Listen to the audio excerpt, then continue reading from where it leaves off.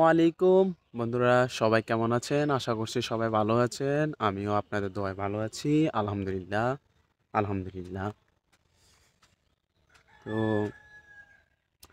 সকাল সকাল একটু খেতে আসলাম, একটু হাঁটাহাঁটি করি আর ক্ষেতটাও একটু দেখে যাইতেছি।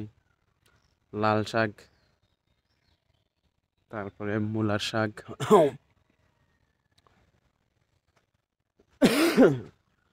ধনিয়া পাতা, এদিকে ওইদিকে পালং শাক, ওই যে লাউ গাছ আলহামদুলিল্লাহ লাউ শাক খাওয়া হয়েছে, কিন্তু এখন পর্যন্ত লাউ খাওয়া হয় নাই। ইনশাল্লাহ লাউর ছোট ছোট এগুলার মনে হয় করা বলে, করা বের হয়েছে।